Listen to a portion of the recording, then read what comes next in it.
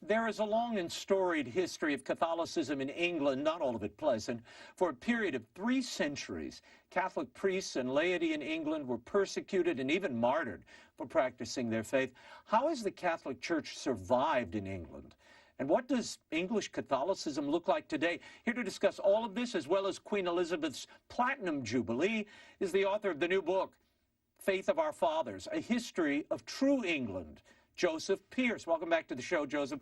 Your book is a thorough historical account of how Catholicism has survived in England and covers about 2,000 years, beginning with the arrival of the first Christian missionaries around the year 63, to the reconsecration of England to the Blessed Virgin during the COVID lockdown in 2020.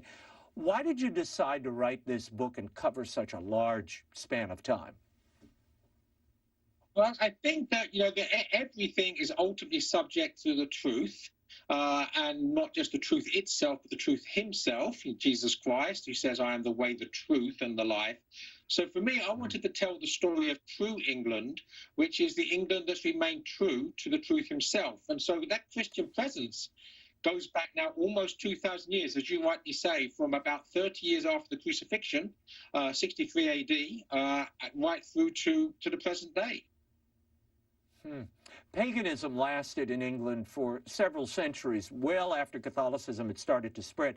One of the turning points that ended paganism was in 596, when Pope Gregory the Great sends St. Augustine to England. How did St. Augustine bring Catholicism to the island? Well, St. Gregory the Great, you say, sent St. Augustine as a missionary.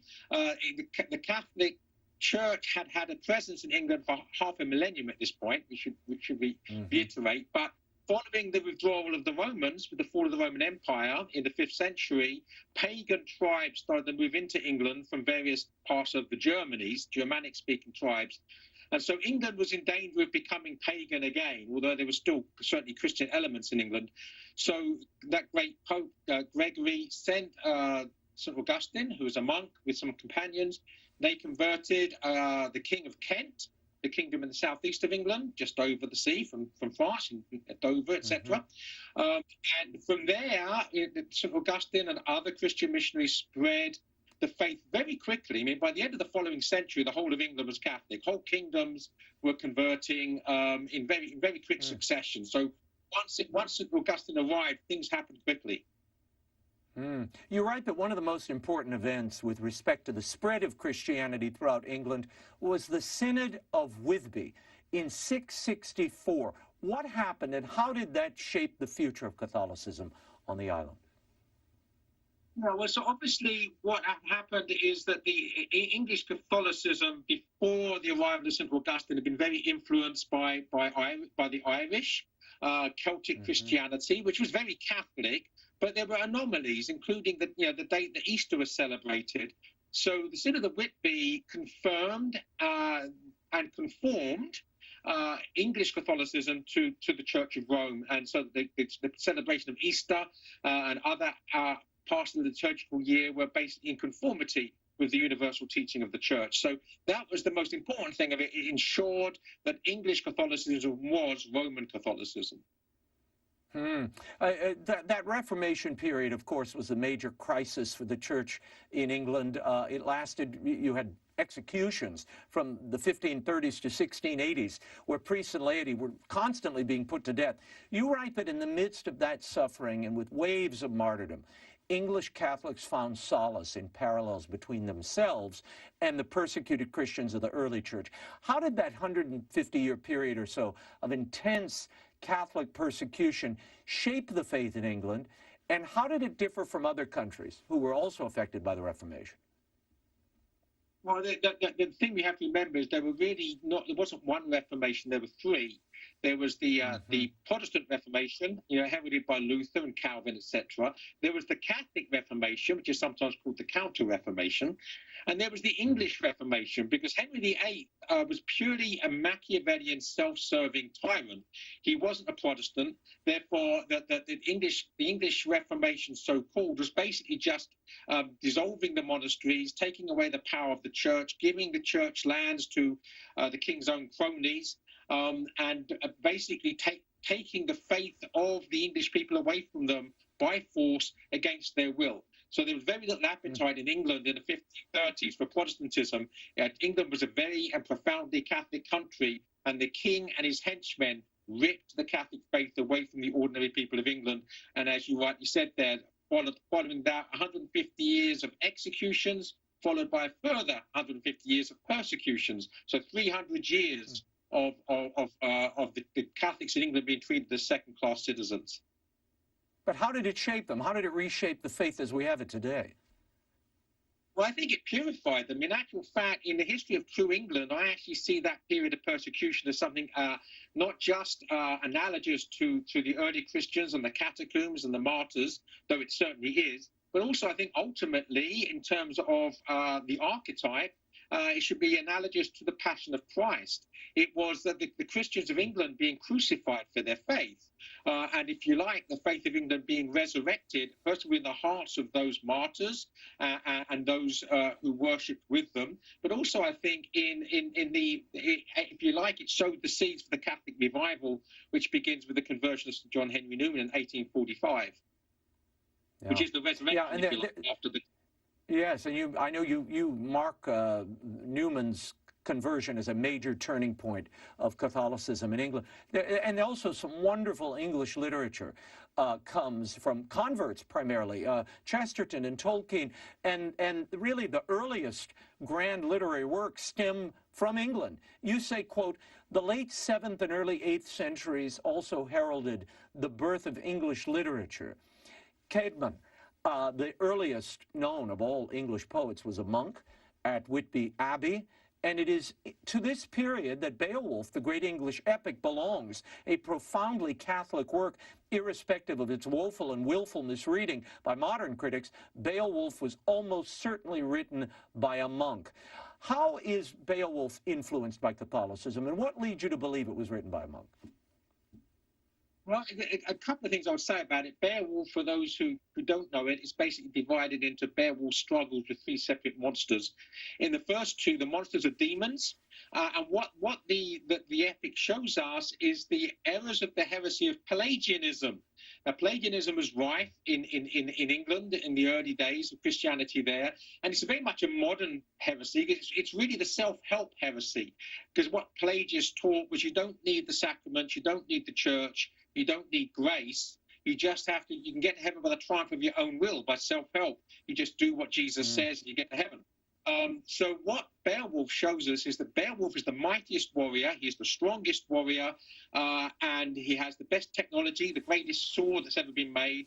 And even the most mighty warrior with the most mighty sword cannot defeat the power of evil without supernatural assistance. In other words, a symbol for grace, which is in the form of a magical or miraculous sword that has elements of salvation history inscribed on their hilt. And it's with this miraculous, ultimately supernatural sword symbolizing grace that man can defeat evil, only with God's help. So it's a profoundly theological work, and very influential people such as Tolkien, as you say. So it's a major pillar of Western civilization.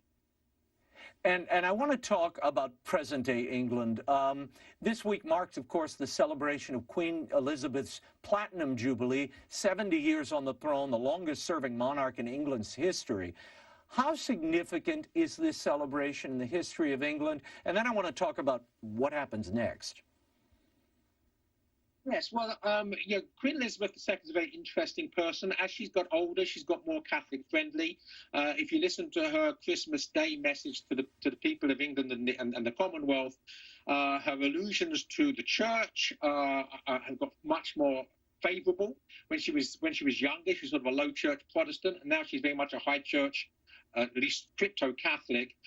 So we've certainly seen her moving in the right direction. And I would say as well that for someone to have been on the throne for 70 years and the gossip columnists don't have one single thing on her, that demands and commands respect. And so I think that England has been blessed by the Queen as a monarch, and I think that she has had a beneficial impact in the sense that she does have a traditional understanding of morality, of Christianity. And although she's not a Catholic, members of the royal family have been converting recently. So I see hope for the future.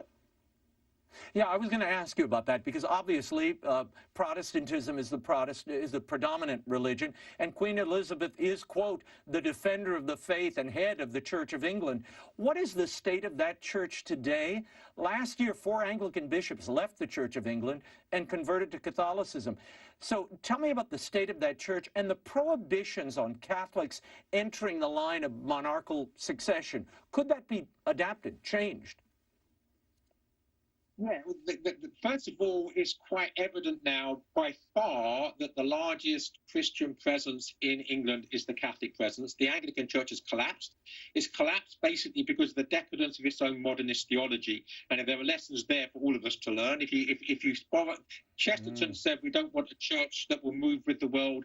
We want a church that will move the world. Well, the Anglican Church has been trying to move with the world and has collapsed. So that's a message. The good news, however, is that the Catholic Church has stepped into the vacuum, stepped into the breach, so to speak. And you're correct. There's been several bishops who have converted. There's also been hundreds of Anglican clergymen that have converted, many of them becoming priests.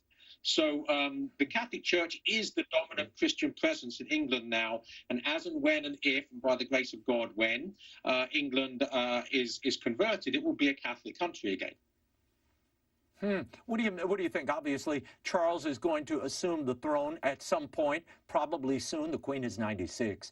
What does that portend for the monarch as head of the Church of England, given the eviscerated shape it finds itself in?